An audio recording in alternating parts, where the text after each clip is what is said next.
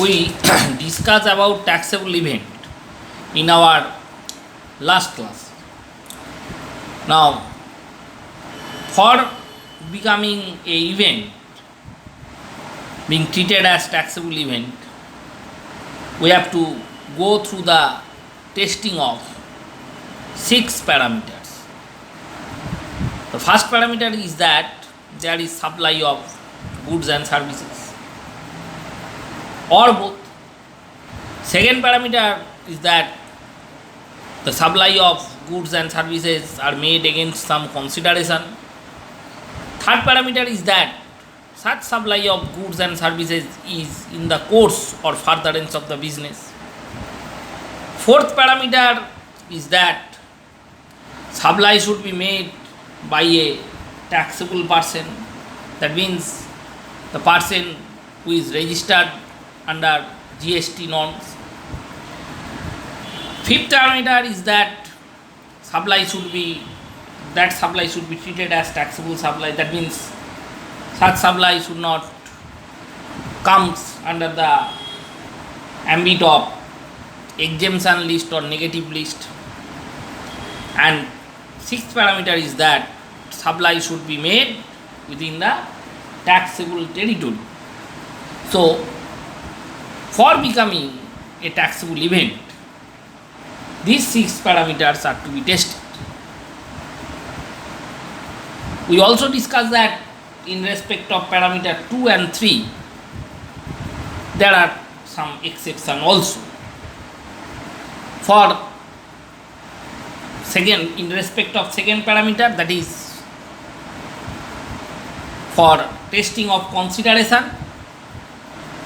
we discussed in our last class that there are few exceptions where even if there is no consideration, supply of goods and services are to be treated as taxable event. And there were 4 exceptions there. Supply of goods and services between distinct person or related person.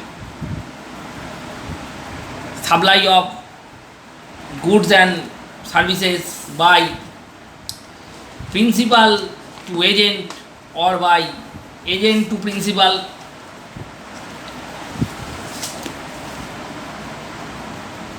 Permanent transfer or disposal of the business asset where input tax credit has already been availed on such transfer, and import of services by a person from a related person or from any of his other establishment outside India in the course or furtherance of the business. These are the 4 exceptions where even if there is no consideration, the supply of goods and services are to be taken as taxable event. But in respect of the other cases, without consideration, if there is any supply of goods and services that are not to be taken as taxable event, that means there will be no GST on such supply of goods or services. In respect of third parameter, that means for business test,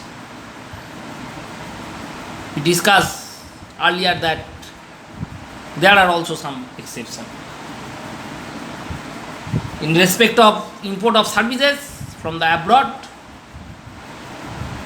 again some consideration, business test is not required. That means if import of services is made from the abroad against some consideration, we don't need to test whether such supply of services are made in the course of or furtherance of the business or not. That means even if such type of services, that means the services that is being imported from the abroad against consideration, even if they are not to be in the course of business or for the furtherance of the business, such type of supply of services are to be taken as taxable event.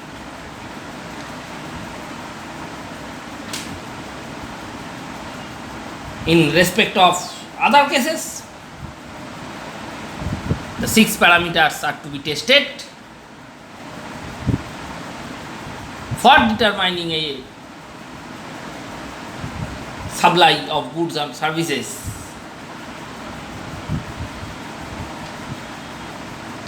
for becoming a taxable event or not.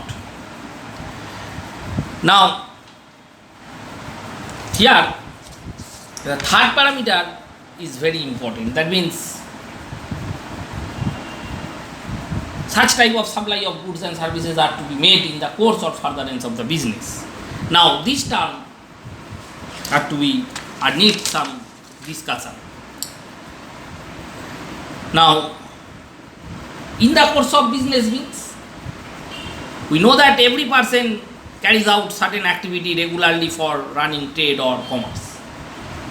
These activities are commonly known as in the course of business. For example, Mr. C.A. Ram, a practicing chartered accountant, carries out activity of accounting, auditing, filing return, certifying document and so on so forth. These activity can be considered as performed in the course of the business because these activities are related with his profession. Here, Mr. C.A. Ram providing the service of accounting matters, auditing matters, filing return, certifying document, etc. out of his professional qualification, and this is the activities which is carried by Mr. Ram regularly for running his profession. So these are to be taken as the activities in the course of the business. So such type of activities are to be taken as taxable event. That means if